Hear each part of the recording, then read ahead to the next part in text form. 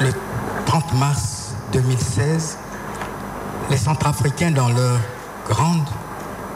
une écrasante majorité, vous ont accordé leur confiance pour conduire leur destinée pendant un quinquennat. Pendant 2 ans, vous avez su, avec détermination, j'allais dire pugnacité, conduire les destinées de notre pays. Vous avez réalisé des actions que nous avons vues à travers le film qui vient d'être projeté, sur lesquelles nous ne reviendrons pas parce que nous ne ferons pas de bilan aujourd'hui. Il s'agit surtout pour vous de donner davantage d'explications sur ce que vous avez fait, sur les progrès qui ont été accomplis. Vous, le professeur, le chef de l'État, vous allez avec beaucoup de pédagogie. C'est un exercice que vous connaissez mieux que nous et auquel nous allons vous inviter à vous soumettre aujourd'hui. Excellence, Monsieur le Président, vous avez autour de cette table 2 générations de professionnels des médias. Il y a l'ancienne génération qui vous accompagne et à qui vous accordez votre confiance.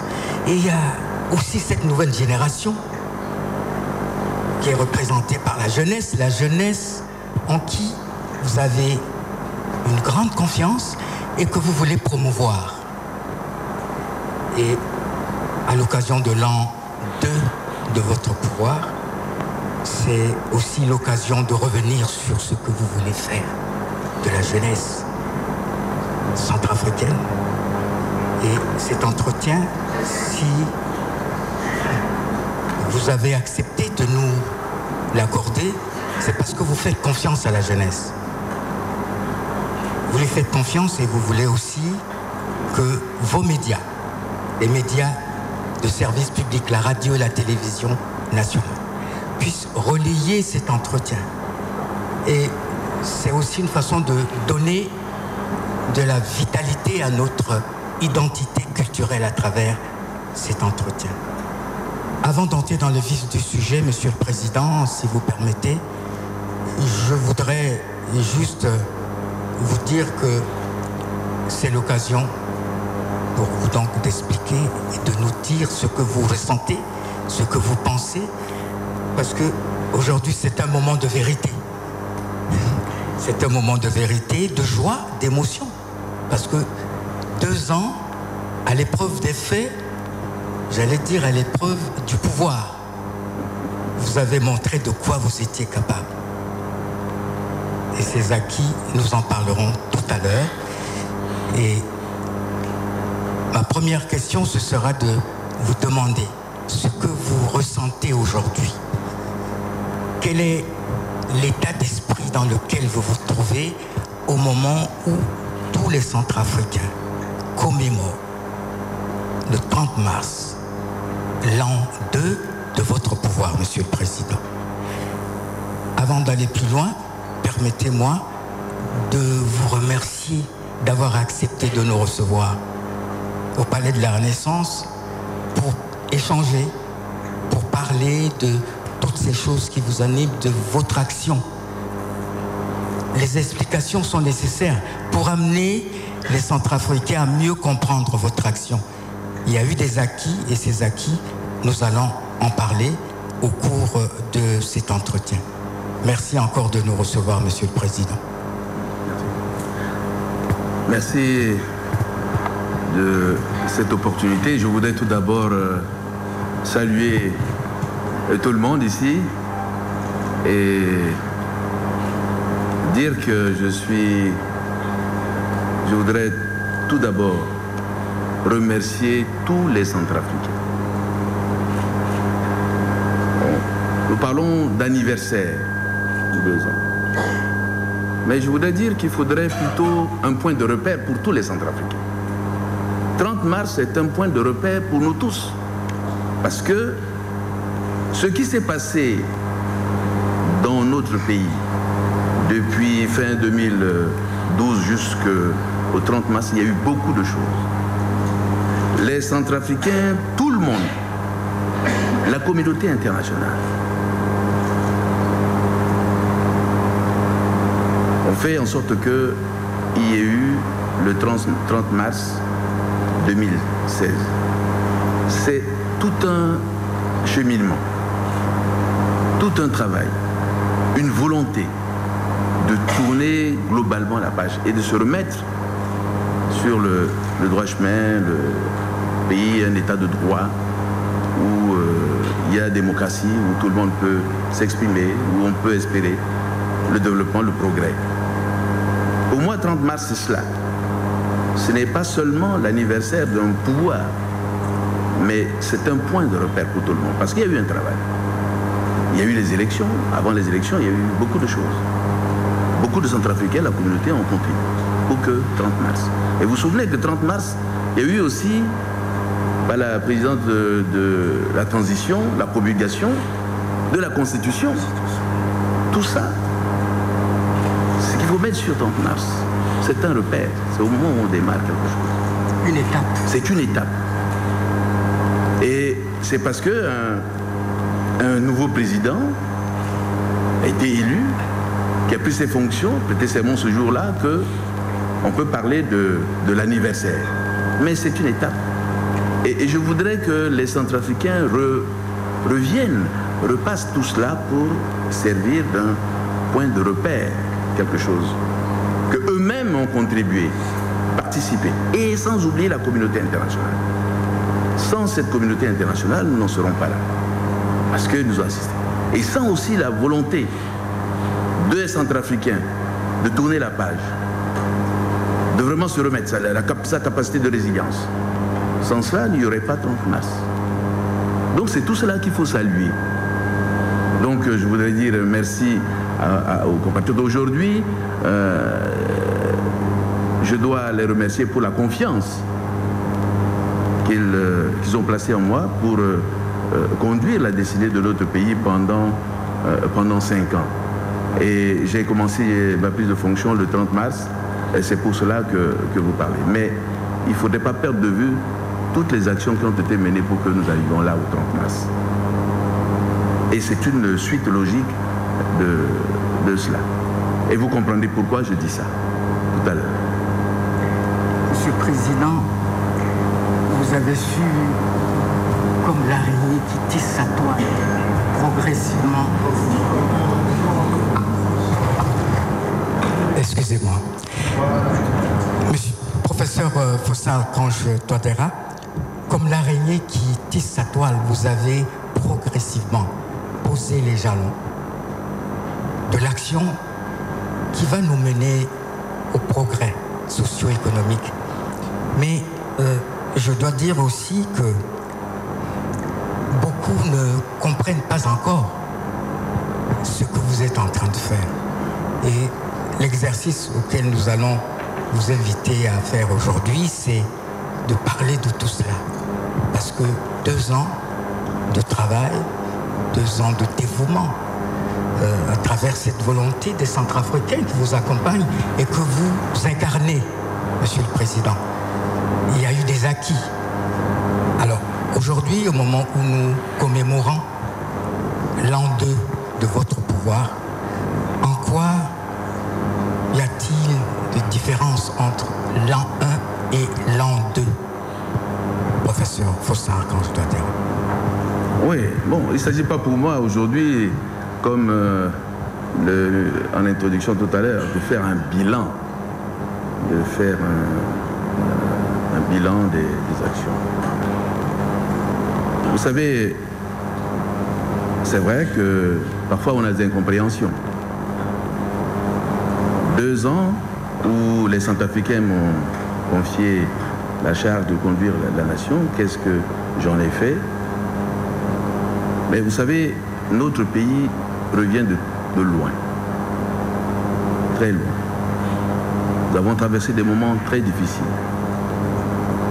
Les fondamentaux de l'État n'étaient plus en place, il fallait reprendre. Les institutions non plus. L'armée nationale, l'économie, la sécurité. Même, je me souviens un peu de quand le Saint-Père était ici, il nous a fait sur notre devise, c'est-à-dire la vision que les Centrafricains doivent avoir. L'unité était ébranlée. On savait, on était perdus. Donc c'est tout ça qu'il faut reconstruire. On doit repartir à zéro. Et pour moi, en tant que président de la République, puisque les Centrafricains m'ont fait confiance, c'est de procéder dans une grande stratégie pour voir comment nous allons rebâtir tout ça. C'est un très très vaste chantier. Parce qu'il n'y avait plus rien. Même les institutions, il fallait les mettre en place. Bon, selon la Constitution, il fallait 12 mois. Pendant les premiers mois, pendant les 12 mois, pour mettre les institutions, il fallait faire un travail. Parce que ce sont ces institutions qui vont aider à gouverner. C'est ça les fondamentaux d'un État. Donc il fallait les mettre en place. La première année, ça servait à mettre ces institutions en place. Et il fallait aussi définir une stratégie. Définir les priorités. Nous avons mis en place le RCPCA, qui est un cadre. Évidemment, en suivant notre programme, notre projet de société, nous avons une vision. Mais cette vision, on a besoin de collaborer, de fusionner avec ce que l'ensemble de la nation pense. Donc on a mis un processus participatif en place pour établir le RCPCA, pour voir exactement, compte tenu de la situation réelle, qu'est-ce que les Centrafricains veulent faire de leur pays d'ici les 5 prochaines années. En essayant de regarder aussi ma propre vision, ce que je leur ai proposé, qui a valu mon élection. C'est tout ça qu'il faudrait intégrer pour que ce soit, qu'on ait l'adhésion de la population à tous ces dispositifs. C'est ce que nous avons fait, le RCPCA. Nous avons défini des priorités. D'abord, mettre en place des institutions telles que prévues par la Constitution, qui vont aider à soutenir les actions, à conduire un état de droit. Et ensuite, il faudrait développer les autres aspects, notamment les attentes de nos populations, reconstruire un État. Les premières priorités, c'était que nous avons identifié et que les Centrafricains l'ont confirmé. Les Centrafricains voulaient la paix, parce que nous traversons un moment difficile. Pas la paix. Aujourd'hui, quand j'ai pris mes fonctions, les groupes armés étaient là. On ne les avait pas encore désarmés. Donc il fallait désarmer, parce que sans ça, on ne peut pas avoir la paix. L'armée nationale n'étant pas là, il y a des hommes capables, mais il fallait les structurer, donner une nouvelle vision, orienter. C'est ce que nous avons essayé de faire. Il fallait rechercher la paix, la cohésion sociale, parce que vous voyez, les communautés se battaient. Il y avait des divisions entre les communautés. C'était la désunion.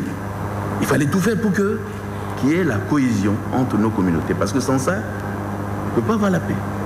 Donc c'est tout ça que nous avons mis dans le cadre du RCPCA. Et la crise, on a tout détruit. Tout détruit. Tout ce qu'on a pu accumuler depuis des années, on a tout détruit. Les écoles, les dispensaires, les hôpitaux, les mairies. Mais puisqu'il n'y avait pas d'entretien aussi, puisqu'on faisait la guerre, les routes n'étaient pas entretenues. Alors tout ça, il faudrait faire un plan pour voir progressivement comment, petit à petit.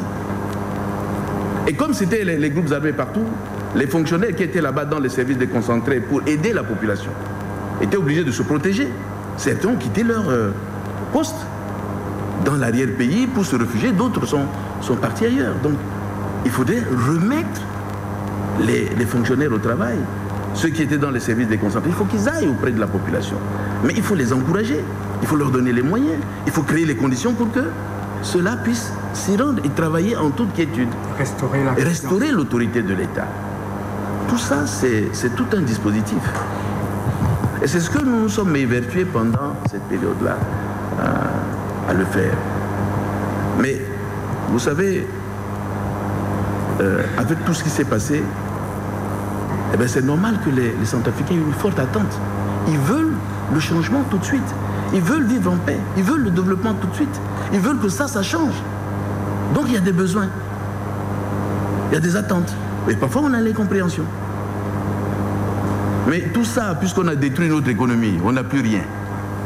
Vous voyez bien l'arrière-pays, on ne pouvait pas prélever les impôts, on n'a qu'un seul axe pour pouvoir... Nous produisons pratiquement rien du tout. Donc, il faudrait avoir, pour construire les écoles, remettre les routes, et tout ça, avoir les moyens, les ressources nécessaires. On ne peut pas faire ça sans argent. Il fallait demander à la communauté internationale de nous appuyer. Ça a été Bruxelles en 2016 pour mobiliser un peu de ressources sur ces piliers-là que nous avons définis ensemble avec la communauté internationale pour nous appuyer et avoir les ressources sur des priorités que nous avons. C'était pas sur l'ensemble qui couvrait tous ces besoins-là. Parce que c'est... Mais on a identifié pour 3 ans, 5 ans, ce que nous pouvons faire pour cette période-là. Et bien, ça faisait partie des actions que nous avons engagées. Alors, vous demandez mon sentiment, je crois que sur ces questions-là, suivant la stratégie que nous avons mise en place, il y a eu des avancées. Il y a eu des avancées dans certains secteurs parce qu'il fallait faire pas à pas. L'incompréhension vient du fait que si vous avez un champ de problèmes comme ça, quand vous essayez de résoudre ça, on vous dit ça. Quand vous essayez de résoudre ça, on vous dit ça. Et tout est urgent. Et tout est urgent. Et des gens de mauvaise foi continuent de dire que mais vous avez fait ça, mais il y a ça que vous n'avez pas fait. Et quand vous essayez de faire ça, on dit non mais ça là, c'est moins important que celui-là. C'est ça l'attente. Mais patiemment, avec le gouvernement, avec détermination et la communauté internationale, il fallait pas à pas qu'on essaie de s'attaquer à ces problèmes-là. Et ce n'est pas du premier coup qu'on va le faire. Il y a un grand défi. Et quand on dit bilan, on a fait beaucoup de choses. Oui, mais par rapport à ce qui reste, il y a encore.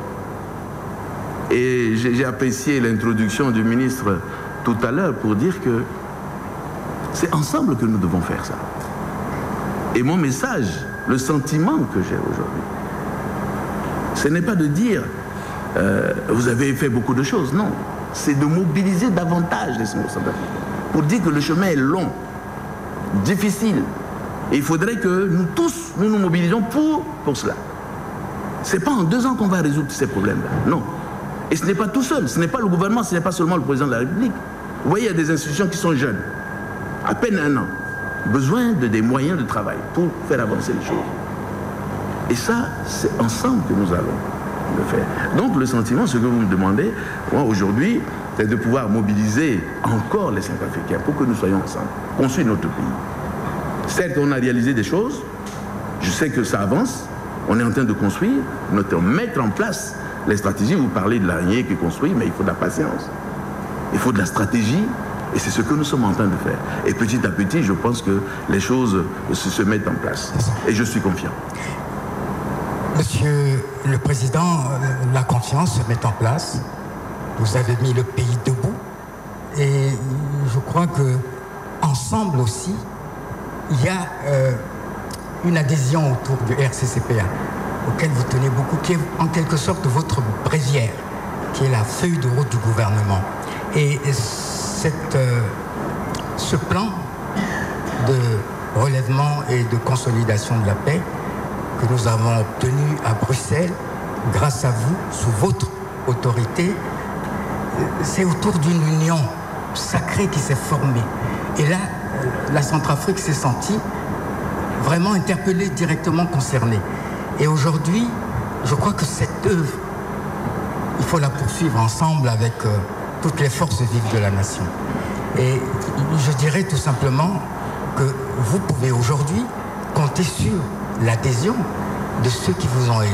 63%, ce n'est pas rien. Et je crois que vous pouvez compter sur l'appui. Mais je compte sans la population, oui. Sans l'adhésion de la population, on ne pourrait rien faire. Et justement, je veux les mobiliser, le ministre l'a dit. C'est le sens de ce qu'on est en train de faire. C'est de mobiliser les Centrafricains. Tout à fait.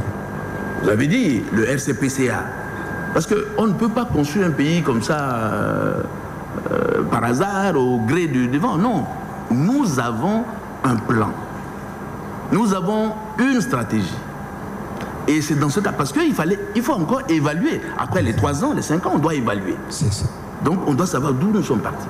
Quels étaient les moyens et quels étaient les problèmes. Il y en a d'autres, il y a beaucoup de problèmes qu'on n'a pas forcément pris en compte. Parce qu'on pense qu'il y a des effets dominos qui pourraient se faire. Donc on compte sur un certain nombre de choses. Donc c'est sur la population. Et l'objectif que nous recherchons, si je comprends, pour moi, c'est de mobiliser encore les compatriotes. Comme vous l'avez dit, autour par exemple des RCPCA, je vous ai dit que c'est un processus participatif. Tout le monde a donné son point de vue. Qui corrobore notre vision. On a tout synthétisé. On était tous ensemble pour dire, voilà, pour la centrafricaine, pour la communauté internationale, voilà, c'est ce que nous voulons pour les 3 prochaines années. Et si nous avons les moyens, voilà ce que nous allons faire. Ça ne veut pas dire que nous allons tout faire en même temps. Donc il faut un plan, il faut une stratégie. Sans ça, on ne peut pas. On ne peut pas avoir comme ça, du puis il faut faire le travail. Non, on ne s'en sortira pas. Donc il faut vraiment réfléchir, pas à pas, construire. Mais évidemment, il y a l'impatience, parce qu'il y a l'attente, et c'est tout ça. Mais l'objectif, c'est de faire en sorte que tout le monde se remobilise. Sache que c'est notre pays en partage. Et ces stratégies, on ne va pas tout résoudre en même temps. Mais il faut ça pour tout le monde. Et tout le monde doit contribuer. Voilà. Une stratégie et une planification des actions. Voilà, il faut planifier. Sans planification, tout à fait, monsieur. Qu'est-ce qu'on peut faire? Tout à fait, monsieur le Président.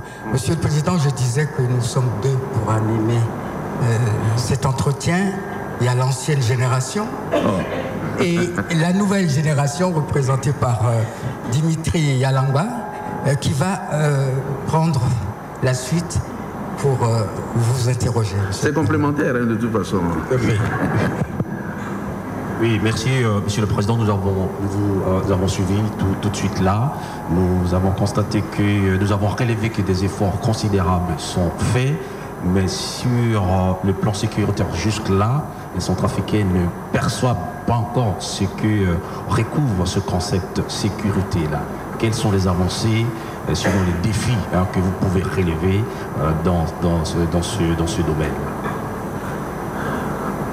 Vous avez touché là le nœud de notre problème. Ce qui nous manque aujourd'hui, principalement, c'est la paix. La paix, la sécurité, la réconciliation. Ça, c'est la priorité des priorités. Alors, qu'est-ce qu'il faudrait faire? Je vous ai dit qu'en prenant mes fonctions, les groupes armés étaient déjà là. Ils n'ont pas été désarmés et continuent de leurs actions dans le pays. L'armée nationale qui devrait assurer la protection de nos frontières, les forces de défense et de sécurité.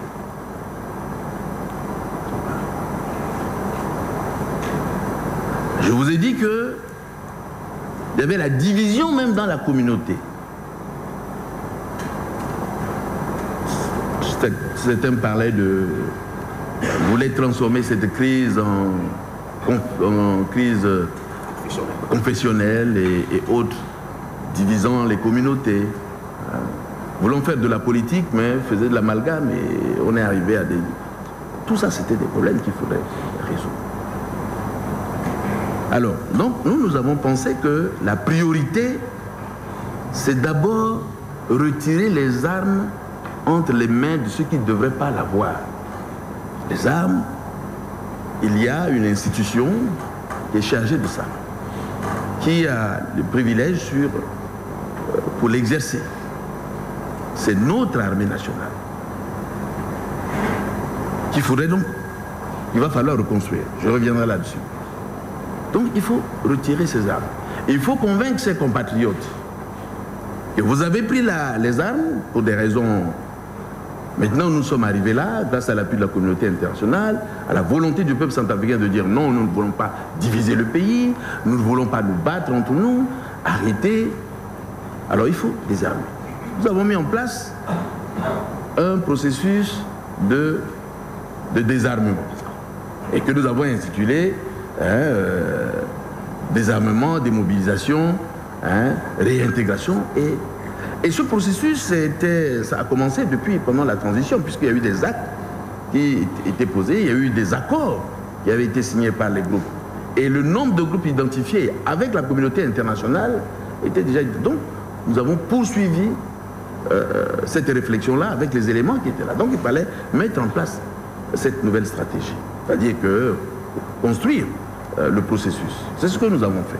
Maintenant, on a une stratégie.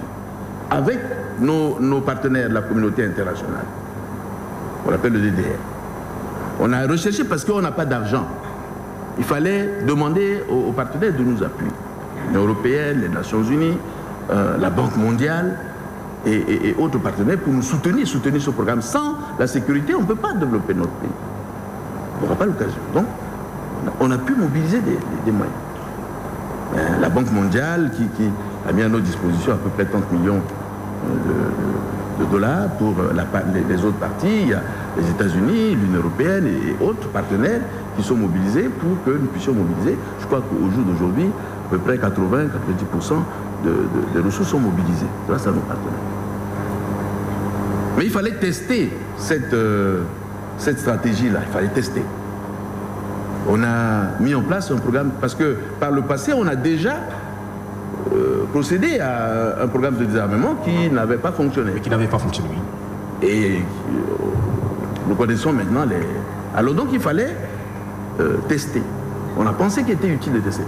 Le but de tester, c'était aussi de convaincre les groupes armés que ce qui était prévu dans les accords, le gouvernement était engagé à les faire. Et aussi convaincre la communauté internationale pour dire que nous sommes engagés.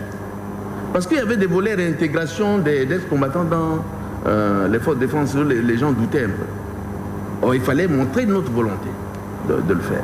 Et en même temps, servir de baromètre pour voir quels sont les points faibles, les points forts de notre dispositif. C'est ce qu'on a fait. Et je pense que c'est positif. Parce qu'aujourd'hui, 101 éléments de ces groupes armés sont aujourd'hui des FACA. Et ceux qui n'y croyaient pas, ils sont là aujourd'hui, ils défendent leur pays. Vous avez écouté, il y a un qui parle aujourd'hui, moi je suis FACA. Il y a 139 éléments qui sont en formation par l'EUTM, qui est une mission de l'Union européenne qui nous aide dans ce cadre-là. C'est déjà un engagement du gouvernement à soutenir ce programme.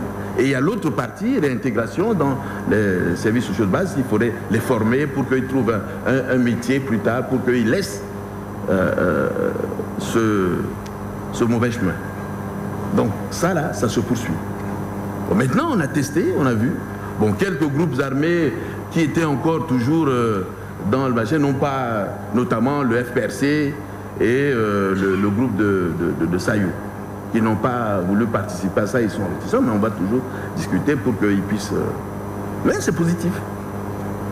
Aujourd'hui, on voit bien que ce programme est le responsable, le coordinateur qui s'occupe de ça. Bon, maintenant, on doit passer à la phase de DDR en soi-même. Donc, on est en train de trouver les conditions, parce qu'il faudrait un environnement propice pour développer l'ensemble du programme et c'est ça que nous sommes en train de travailler avec le panel pour créer ces conditions-là, parce qu'il faudrait arrêter la violence, arrêter pour qu'on se mette dans ce dispositif. Et c'est ce que nous sommes en train de faire. Oui, l'autre volet, je n'ai pas fini parce que il y a la sécurité. Je vous en prie. Il y a l'armée nationale. Vous savez, quand on est vu, nous avons des hommes qui avaient été formés, compétents. Mais aujourd'hui, on a tout détruit. Il n'y a plus du matériel. Le matériel létal n'existe plus. Il n'y en a plus. Il faut reconstruire et donner une nouvelle vision à notre armée. Et nous avons pensé qu'il faudrait une nouvelle armée. Au lieu d'être une armée de projection, c'est-à-dire qui reste à Bangui, et quand il y a des machins, on les projette. Ce qui était très difficile dans notre contexte. Et c'est ça aussi que dans certains points de notre pays, quand il y a les violences, le temps d'arriver, c'est déjà terminé. Donc on a voulu faire, j'ai demandé, je pense qu'il faut une armée de garnison. Avec des zones de défense bien différentes. C'est ce qu'on a fait. Donc il fallait établir les textes et préparer cela. Et une armée véritablement républicaine. C'est-à-dire qui respecte le droit, où tout le monde, toute la population se reconnaît dans cette armée-là. Et que ce n'est pas une armée d'ethnie, ni de région, ni de... Tout le monde. Il faut commencer à y travailler. Et c'est tout ça là qu'on a configuré dans un document. Et aujourd'hui, nous sommes en train de le faire. Mais cette armée, il faut la reconstruire, la rebâtir, reformer pour que ce soit républicaine. Nous avons été aidés dans ce sens-là par l'Union européenne, qui a envoyé ici une mission. Une mission, l'EITM, qui au jour d'aujourd'hui a déjà formé 2 bataillons, un 3e est en formation. Mais ce sont des institutions, ils ont leur engagement de planification.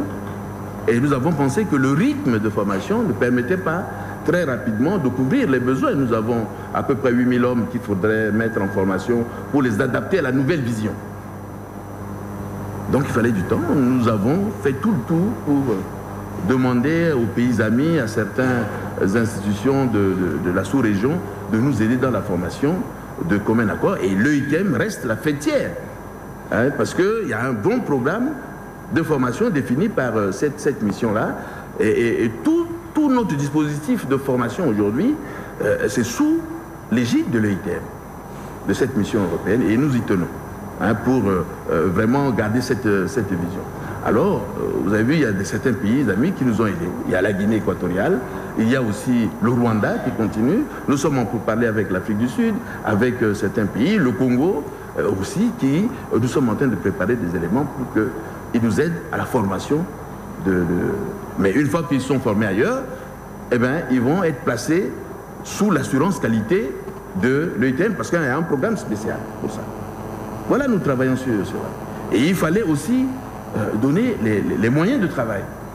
Et vous avez vu, grâce à l'intervention de la Fédération de Russie, au Conseil de sécurité, parce que les gens parlent de... Mais c'est au Conseil de sécurité que c'est la Fédération de Russie qui a accepté de nous donner gratuitement les armes. C'est officiel, ce n'est pas qu'on fait en dessous des tables ni en sous-main. C'est le Conseil de sécurité qui a décidé. Et nous sommes en train de suivre ce programme avec ce pays, et tous nos partenaires ici ont participé, nous ont aidés justement à ce que le Conseil de sécurité puisse donner son aval.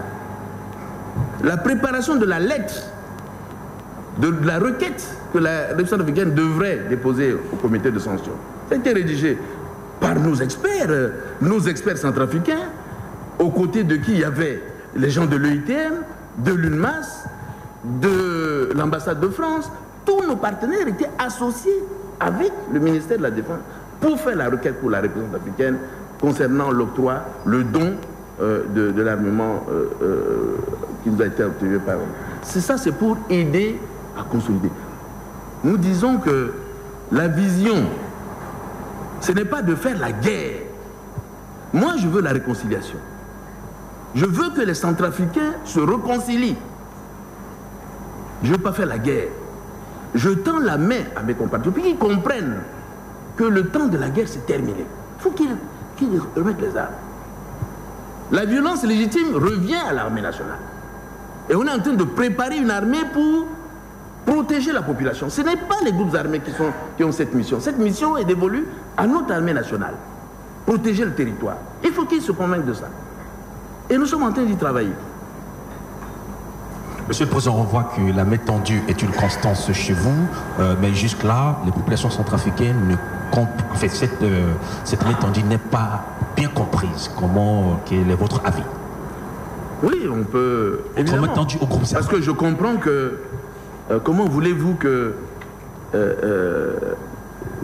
les groupes armés continuent de tuer, de faire violence, il y a des déplacés, et que la population puisse continuer à accepter? C'est ça la difficulté. Parce que ceux qui vivent ça, ils vivent dans des conditions difficiles. Et ils m'ont élu pour que ça s'arrête. Et je comprends leurs préoccupations. Mais en même temps, nous devions choisir la bonne stratégie. Parce qu'il faut arrêter la guerre. Il faut arrêter le conflit inutile. Les gens se sont trompés. Il faut les convaincre qu'ils se sont trompés. Aujourd'hui, il faut qu'ils reviennent dans la République. on aura tout à gagner. Il nous faut de la patience. Il nous faut de la patience. Mais je suis convaincu que nous sommes sur la bonne voie. Il va falloir faire entendre raison à nos compatriotes. Et là, aujourd'hui, il y a une mission de panel de l'UNA. Parce que je me suis dit que, puisque ils n'ont peut-être pas confiance, mais j'ai fait le tour au niveau de l'Union africaine, au niveau de nos partenaires, pour qu'ils nous aident, pour nous appuient. Aujourd'hui, j'ai accepté qu'il y ait une mission de l'Union africaine pour aller aussi leur parler, pour dire qu'il faut revenir. Je pense qu'à l'issue de ça, je pense qu'on peut trouver des solutions. Oui, mais Monsieur le Président, là je reviens d'une certaine manière sur la question que je viens de poser. Le dialogue ne peut aboutir si les partis en présence savent faire des concessions. Vous le faites, vous avez manifesté à plus d'un titre votre bonne foi, mais malheureusement du côté des groupes armés, aujourd'hui ici des accords, le lendemain ils versent d'une certaine manière dans la versatilité. Alors ce dialogue sempiternel va-t-il aboutir à quoi concrètement pour le bonheur des Centrafricains? J'ai dit que moi je veux la paix, je veux la réconciliation, je veux convaincre mes compatriotes qui détiennent encore les armes, qui sont dans la mauvaise voie. On va utiliser toutes les stratégies nécessaires. Je vous dis, aujourd'hui, il y a le panel. Ça fait partie des éléments. Donc, parce que se faire la guerre, c'est inutile. On l'a vu pendant 5 ans, qu'est-ce qu'on a fait? Qu'est-ce qu'on a gagné avec les armes? Qu'est-ce qu'on a gagné? On a plutôt reculé. On a plutôt reculé. Il faut les convaincre. Il faut de la patience. Mais je pense que petit à petit, je suis confiant. Je pense qu'à l'issue de cet entretien avec les facilitateurs, ils comprendront qu'aujourd'hui, toute la communauté internationale est en train de leur dire. Tout le monde est d'accord parce que cette initiative est soutenue par l'Union européenne, par tous nos partenaires, les Nations Unies, l'Union africaine, et tout le monde, tous les pays voisins sont facilitateurs. C'est un signal très fort à nos compatriotes qu'aujourd'hui, tout le monde leur demande d'aller vers la paix. Et il ne peut pas continuellement faire souffrir le peuple centrafricain. C'est ce que je voulais dire. Okay. Merci. Nous sommes deux. Je ne sais pas si M. Diamani a une question ou deux. Oui, merci. Professeur Fossa Archange Touadéra, on a souvent tendance à oublier que vous êtes un homme de paix, très attaché au dialogue. Le dialogue, pour le dialogue, quand bien même certains disent que pour préparer la paix, il faut faire la guerre. Vous pensez tout à fait le contraire et c'est à votre crédit. Alors, jusqu'où le dialogue? Jusqu'où le dialogue? Après cette consultation de la mission de l'Union africaine, qu'est-ce qui va se passer? Nous sommes dans un processus, j'expliquais tout à l'heure à la question de votre collègue tout à l'heure, c'est que nous sommes dans un processus. Aujourd'hui, le panel des facilitateurs est pratiquement à sa deuxième tournée. Pendant la première tournée, c'était pour expliquer quelle est la mission, donner les grandes orientations du président de la Commission de l'Union européenne, de l'Union africaine, et leur montrer l'importance du fait qu'il faut revenir, qu'il faut aller vers la paix. Et je pense, je n'ai pas les détails puisque nous n'avons pas encore fait le rapport, mais les échanges que nous avons eus, ils étaient partis pour la deuxième pour essayer de prendre qu'est-ce qu'ils veulent, quels sont leurs points de revendication, sur lesquels on va s'attabler pour voir quels sont les points forts sur lesquels. Donc, je pense que je suis positif.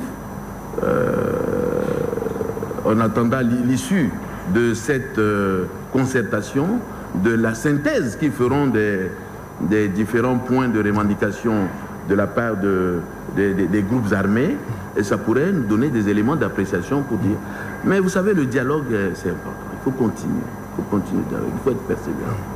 Et je pense que ce n'est pas inutile. Hein. Évidemment, quand il y a des personnes déplacées qui souffrent et tout ça, il y a une attente. Et ça, c'est vrai. Et vous voyez bien, certains aussi instrumentalisent ça pour pousser les gens à dire. Mais je pense que ça, c'est la bonne voie. Et je suis convaincu. Quoi qu'on dise, ben, je pense qu'on arrivera. Et on aura les éléments pour pouvoir vraiment arrêter ce conflit. Et nous avons tous les ingrédients pour nous permettre d'y arriver. Et je fais confiance à nos compatriotes. Vous avez raison, Monsieur le Président. Monsieur le Président, pendant 2 ans, vous avez œuvré en faveur de l'amélioration des conditions de vie des Centrafricains, du cadre de vie. C'est un travail, c'est un défi immense que vous êtes en train de relever. Concrètement, pouvez-vous nous dire ce que vous avez fait? Pouvez-vous rappeler ce que vous avez fait? Pouvez-vous nous expliquer? Là, on a fait beaucoup de choses. On nous a passé en revue un certain nombre de choses. Par exemple, je donne une situation. Nous sommes en train de travailler sur les secteurs sociaux de base. D'abord, il faudrait déployer l'autorité de l'État pour que l'État puisse être au chevet, être auprès de la population dans l'arrière-pays. Parce que sans ça, nous ne pouvons rien. Parce qu'il faut des médecins, il faut des infirmiers, il faut la justice, il faut un certain nombre de choses. C'est ce que nous avons commencé à faire. 16 préfets ont été nommés. Ils ont pris leurs fonctions. Et des sous-préfets aussi. Nous sommes en train de travailler avec la communauté internationale, le PNUD, l'Union européenne, la Banque mondiale, sur un certain nombre de programmes pour soutenir nos services déconcentrés dans l'arrière-pays, leur donner les moyens de travail pour qu'ils soient plus proches de nos concitoyens dans l'arrière-pays. Ça, c'est important. Parce que les gens ont besoin d'être soignés. Les gens ont besoin d'envoyer les enfants à l'école. On a besoin de travailler. Ça, c'est ce que nous sommes en train de faire. Évidemment, ce n'est pas terminé. On est en train de le faire. Je prends un secteur aujourd'hui comme l'éducation. Quand on est en 2017, là, en mars 2017, nous avons engagé le gouvernement pour l'intégration de 1500 jeunes. Et surtout dans les secteurs sociaux, au niveau de la santé et au niveau de l'éducation. Parce qu'il y a beaucoup de maîtres parents, il y a beaucoup de gens qui sont partis à la retraite, et aussi il y a le nombre des élèves, des enfants augmenté dans nos établissements. Ça, il fallait le faire. Ce n'est pas encore suffisant.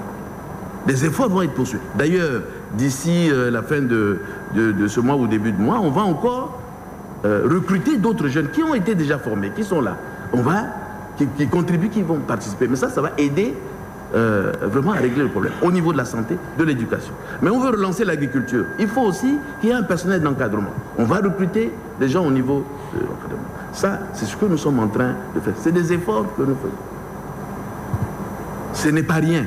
On ne le voit pas parce que le défi est grand. Mais je pense que ça, ce sont des signes positifs. Ça ne règle pas tous les problèmes. Je conviens avec vous. Mais c'est un début. Et nous le faisons. Et vous voyez bien qu'aujourd'hui, les infrastructures scolaires, maintenant on est en train d'inaugurer des établissements grâce au soutien de nos partenaires, l'Union européenne, la Banque africaine de développement et la Bangui en province. En province. On est en train de construire des établissements. Et ça ne va pas se faire du jour au lendemain comme ça. Mais ça, voilà. Au lycée technique, on en a fait. Dans les collèges techniques féminins, on a inauguré au lycée Miskin. Et tout ça, ça se poursuit. Ça, ce sont des actions en direction de la population. Mais il faut se rendre aussi. Par exemple, nous avons désigné Bambari comme ville pilote. Mais il faut partir de Bangui jusqu'à Bambari. Mais la route, pendant 5 ans, pendant qu'on passait notre temps à faire la guerre, nous n'avons pas de route goudronnée. Alors, la pluie et tout ça passe par là. C'est des gros trous, ainsi de suite. Voilà. On a inauguré. Maintenant, il y a des travaux qui se font depuis Sibut jusqu'à Bambari. Pour que, en moins d'une journée, qu'on puisse atteindre Bambari. On l'a fait sur Berberati. On continue de travailler sur Berberati. Bon. Il y a tellement de problèmes, mais c'est l'approche. Hein? Vous dites quelles sont les actions que nous... Il ne s'agit pas d'égrener les actions que nous avons faites. Mais moi, je pense que nous sommes en train de faire des choses. C'est vrai que vous voyez que comme sur cette table-là, il y a beaucoup de micros. Quand vous essayez d'éteindre ça, on va vous dire qu'il y a un autre qui est ouvert. Quand on va vous dire que ça, c'est ouvert. Ça, c'est ouvert. Vous voyez? Mais vous n'allez pas éteindre tout ça du coup. C'est petit à petit et progressivement. On a besoin de tout le monde. Hein? C'est progressivement qu'on va le faire. Parce que vous voyez, certains s'amusent à dire, quand vous faites ça, on dit non, non, non, ça c'est pas suffisant, il y a encore ça. Vous faites ça, non, mais c'est l'effort collectif. C'est l'effort de tout le monde. On doit tous se mobiliser pour notre pays. Pour notre pays. Parce qu'aujourd'hui, nous n'avons pas un autre pays, c'est la République centrafricaine. Et aujourd'hui, nous sommes en retard. C'est notre peuple. Il ne s'agit pas de désigner les problèmes, mais il s'agit de contribuer à les résoudre. Et tout le monde sait qu'on ne peut pas, il n'y a pas de solution miracle.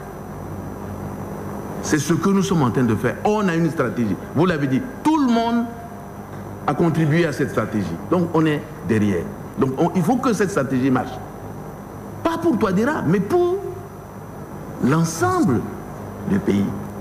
Et là, nous invitons la communauté internationale à nous soutenir. Et elle est à nos côtés, cette communauté. La communauté internationale à nos côtés. Maintenant, donnons les signaux forts pour que les gens se mobilisent pour nous aider nos populations. Mais s'il y a des sons discordants, on fait ça, non, non, c'est pas bon, ça ne marchera pas. Évidemment, il y a des choix à faire. On a fait un choix. Mais respectons ce choix jusqu'au bout. Respectons ce choix jusqu'au bout. Voilà ce que je peux égrener encore d'autres choses si vous voulez. Non, non, c'est suffisant, Monsieur le Président. Vous avez tout dit.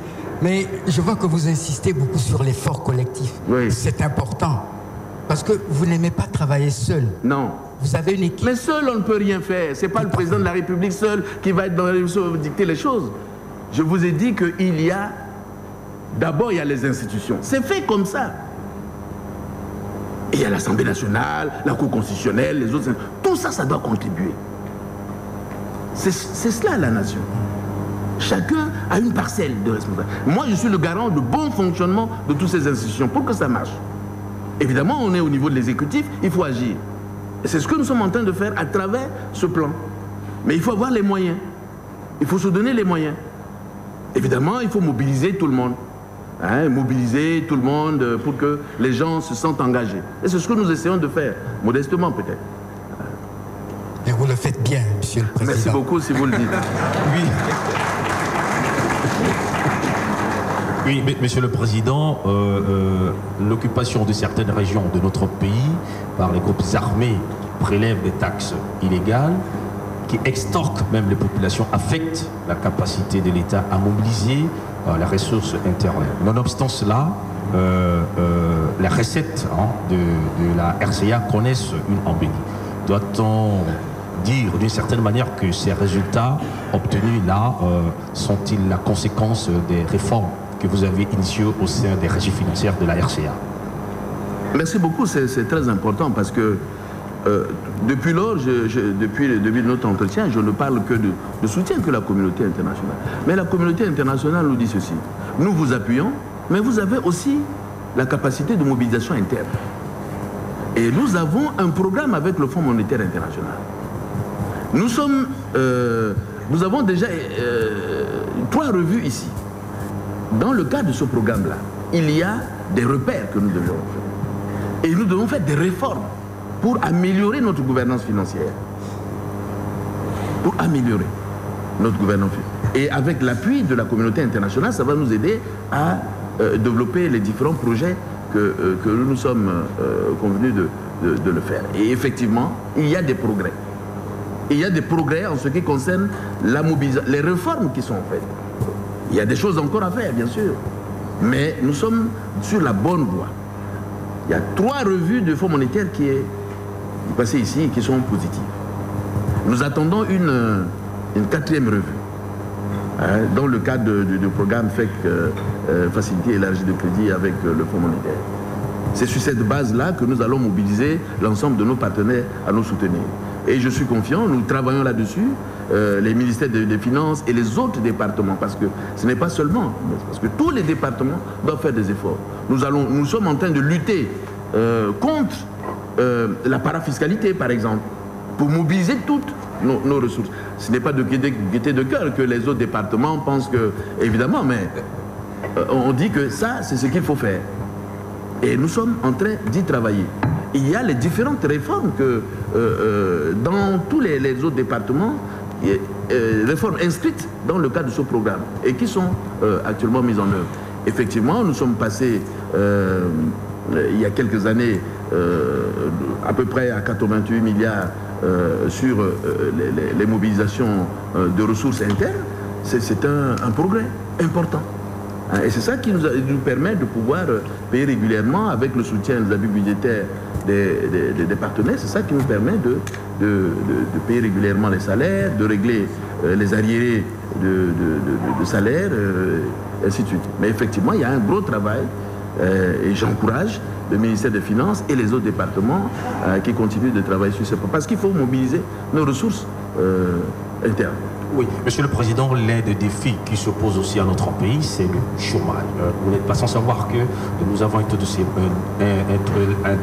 chômage parmi les plus élevés de la planète. Alors, au niveau de la... Je ne sais pas si j'exagère, mais au niveau de votre gouvernement, qu'est-ce qui a été fait d'une certaine manière pour résorber un tant soit peu le chômage dans notre pays? Vous savez, le chômage, c'est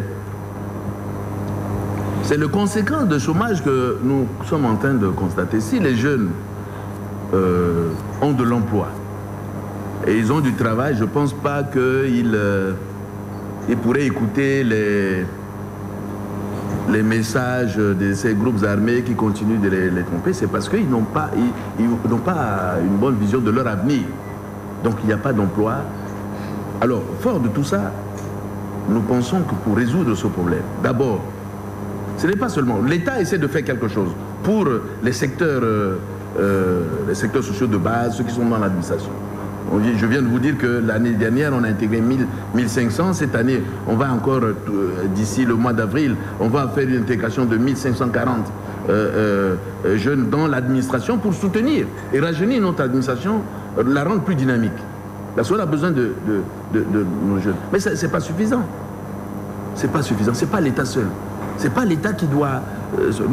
l'État doit créer les conditions.